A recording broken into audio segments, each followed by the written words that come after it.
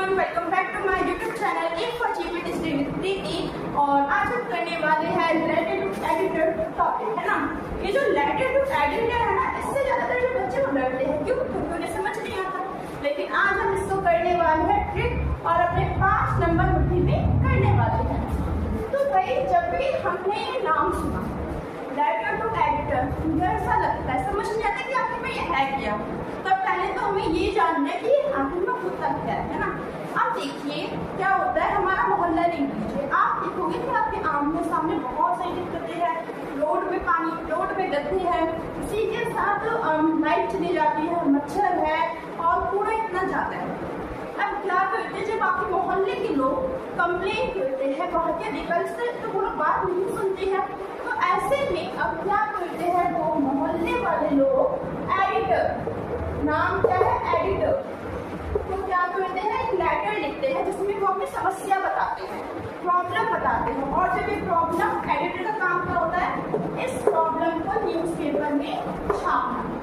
Newspaper में छापेगा जिससे बहुत सारे लोग ये जानेंगे, गवर्नमेंट के अधिकारी जो है उनको दबाव पड़ेगा, फिर वो वाला काम करेंगे। तो इसे हम कहते हैं लेटर टू एडिटर, जो कि आपके एग्जाम में पूछा भी जाता है और टफ भी लगता है ना। तो सबसे पहले हम बात करने वाले इसकी फॉर्मेट की। किसकी फॉर्मेट? फॉर्मेट में जो बच्चे ना वो कंफ्यूज जाते हैं, क्यों? क्या करते हैं वो आगे का पीछे कर देते हैं, सैंडल को बाद में लिखेंगे, डेट को पहले लिखेंगे। ऐसी दिक्कत होती है ना। तो आज के बाद वो दिक्कत नहीं होगी। सबसे पहले तो हम क्या जानेंगे, फॉर्मेट जानेंगे। सबसे पहले सेंडर एड्रेस आता है, फिर डेट आती है। अब एक चीज आप याद रखिए, आपको इसे चिपका के नहीं लिखना है। सेंडर एड्रेस लिखा, एक लाइन छोड़ी, डेट लिखा, एक लाइन छोड़ी, द एडिटर न्यूज़पेपर द्वारा लिखा, फिर एक लाइन छोड़ी, फिर सब्जेक्ट लिखा, फिर एक लाइन छोड़ी, फिर सर मैडम लिखा। तो आपको क्या करना है, सब में एक लाइन छोड़ते जाते हैं, है ना। अब इसको याद करने के हम फिर पढ़ेंगे, देखेंगे, समझेंगे। सड़क देखो एडिटर से सवाल पूछो सर। फिर क्या है, सड़क देखो एडिटर से सवाल पूछो सर। अब सड़क से क्या आ गया, सेंटर आ गया। देखो से क्या आ गया, डेट आ गया। एडिटर से एडिटर आ गया। फिर से सवाल से क्या आ गया, सर और मैडम आ गया। से सवाल पूछो से क्या आ जाएगा, सब्जेक्ट आ जाएगा, है ना। और सर से सर या फिर मैडम। तो आई होप कि आपको जो ट्रिक है वो क्लियर हो गई होगी। तो जैसा कि अभी हमने ऊपर वाला फॉर्मेट देखा और हमने एक इसकी ट्रिक भी करी। अब इसके बाद आपको पता होगा कि भी जितने लेटर होते हैं ना, तो उसमें बॉडी वाला हिस्सा जरूर आता है और बच्चे इसमें कभी कंफ्यूज हो जाते हैं कि उन्हें कैसे किस चीज को किस तरीके से याद करना है, उन्हें मैनेज कैसे करना है। तो चिंता की बात तो है ही नहीं, क्यों? क्योंकि अब मैं हर किसी पैराग्राफ के लिए लाइन्स लेकर आई, जिसको आपको लिखना है और जो इम्पोर्टेंट चीजें हैं वो आपको अपने आप से क्वेश्चन से देख के लिखना है। वो भी आपको ज्यादा अपने माइंड से बनाने की जरूरत नहीं है। तो चिंता ना करते हुए हम आगे बढ़ जाते हैं, है ना। तो देखिए, अपना जो लेटर टू एडिटर होता है ना, ये 5 पार्ट्स में डिवाइड होता है। कितने? 5 पैराग्राफ में, कितने? 5, जिसमें आता है इंट्रो, फिर आता है कॉज, फिर आता है इफेक्ट, सॉल्यूशन एंड एंडिंग, है ना। तो अभी हम पहले 3 समझने वाले हैं। तो देखिए, हम बात करते हैं इंट्रो। इंट्रो, जब भी हम कुछ लेटर लिखते हैं तो उसमें हम ना एक इंट्रो लिखते हैं, है ना। उसमें हम अपने बारे में बताते हैं, वर्डों से कैसे पता चलेगा कि जो लेटर किस बारे में बात कर रहा है, तो उस तरीके से होता है इंट्रो। अब इंट्रो में लाइन से जो आपको याद पड़ेगी है, रट्टा मारना है इसका। अब मैं आपको पढ़ के बता देती हूँ। Draw the column of the street newspaper, I would like to draw the attention of the rising problem of. अब आप सोच रहे हो कि मैम इसका मतलब क्या है। तो बच्चों, इसका मतलब ये है कि मैं आपके मशहूर न्यूज़पेपर के इस कॉलम के जरिए, इस कॉलम के जरिए अपनी जो बात है उसको एक्सप्रेस करना चाहता हूँ और इन सभी पे अटेंशन दिलवाना चाहती हूँ, मैं फिर चाहता हूँ। अब द राइजिंग प्रॉब्लम ऑफ कि जो प्रॉब्लम है वो आखिर में कौन सी होगी, उसको आपको इधर लिखना है। जैसे कि बिजली कट रही है ना, गंदगी है, तो उस प्रॉब्लम को आपको यहाँ पे लिखना है। आप लिख दीजिए भाई,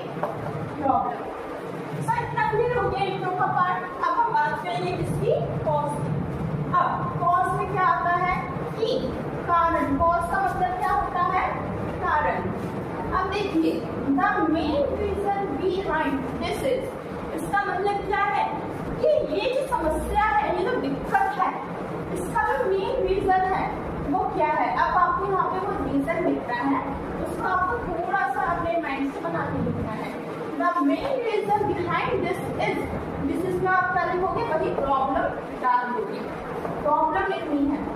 एंड अब आपको वाली जो लाइन है उसको याद करना है, रटना है, उसको वही लिख लीजिए, नोट कर लीजिए। And the lake of proper management by the department, कि ये जो मुसीबत है, जो दिक्कत है, वो क्यों हो रही है, जो डिपार्टमेंट है उस वजह से मैनेज नहीं कर रहा है। It is high time they realise the gravity.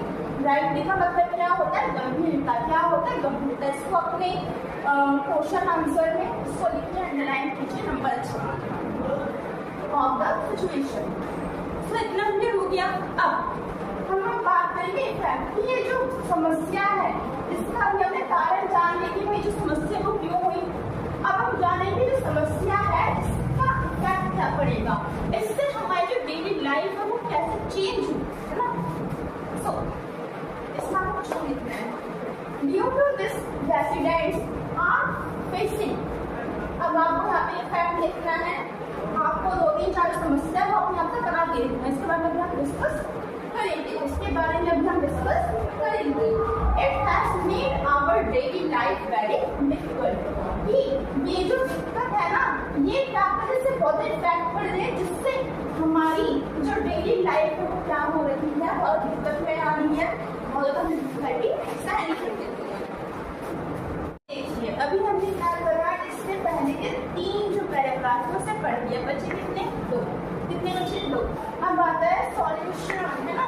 ये जो दिक्कत है, जो समस्या है, उसके सॉल्यूशन के लिए गवर्नमेंट क्या कर सकती है, हमें इफेक्ट भी खुद बताना है, कॉज भी खुद बताना है, प्लस सॉल्यूशन भी खुद ही बताना है। Solution to solve this the authorities should, मतलब इस प्रॉब्लम को सॉल्व करने के लिए जो अथॉरिटी है वो क्या कर सकती है, इसमें आपको खुद से लिखना पड़ेगा। इसकी गंदगी हो रही है तो गंदगी की तरफ को क्या करेगी, सफाई कर्मचारी भेजेगी।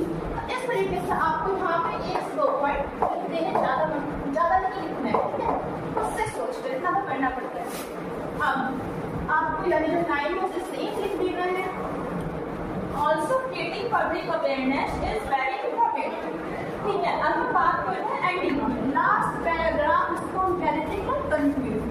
अब इसमें आपको कुछ ऐड ऑन करना है, इसको आपको सेम टू सेम वैसे ही लिख कर आना है। I hope you will publish this letter so that authorities wake up, मुझे आशा है कि आप इसे पब्लिश करेंगे, इस तरह जो ऑथोरिटी हो जाएगी, जब जाएगी, अपना काम करेगी।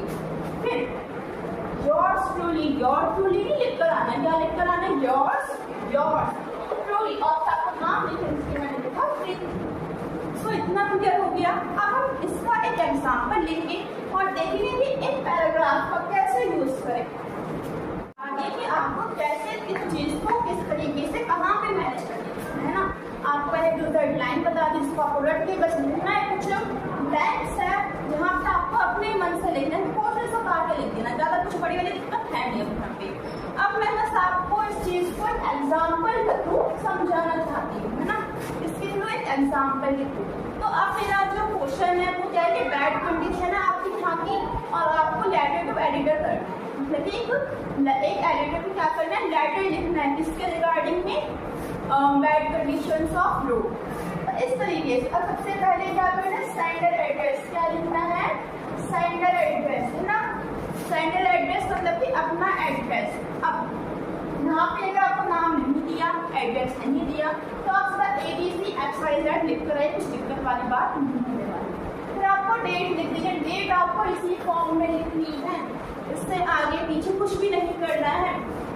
कुछ बच्चे क्या होते हैं, ऐसे लिख कर आते हैं, बेटा जी वो तरीका गलत होता है, आपको ऐसे लिखना है। फिर द एडिटर न्यूज़पेपर नेम, अगर न्यूज़पेपर नेम लिखी है तो XYZ लिखिए, कुछ दिक्कत वाली बात नहीं है। सिटी का नेम लिखना है, फिर आपको सब्जेक्ट लिखना है the bad condition of roads. उसके बाद आपको यहाँ पे सर मैडम करके अपना जो पैराग्राफ है वो शुरू करना है। अब हम आते हैं आपके पैराग्राफ। ये अभी हमने इसका ऊपर वाला फॉर्मेट जाना, अब जहाँ पे भी जो मैंने आपको पहले पैराग्राफ लिखवाया था उसका निकाल दीजिए, है ना।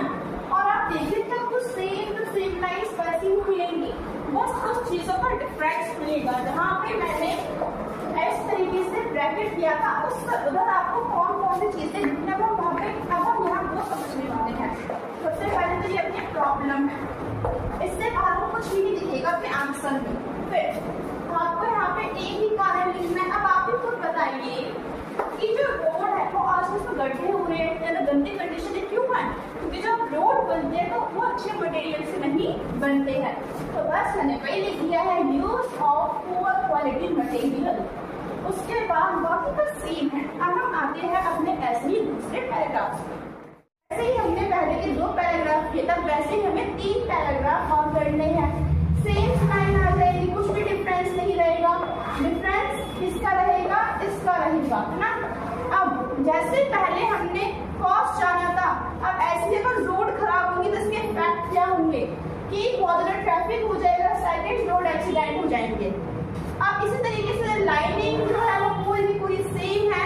आपको भी यहाँ पे सॉल्यूशन लिखना है कि हम कैसे इसको सही कर सकते हैं।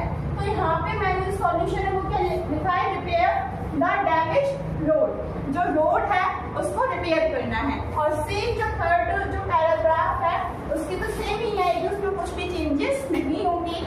अब आपको कमेंट करके बताना है कि यहाँ पे कौन सी 2 चीजें आएंगी। वीडियो अच्छी लगी हो तो लाइक एंड सब्सक्राइब करो।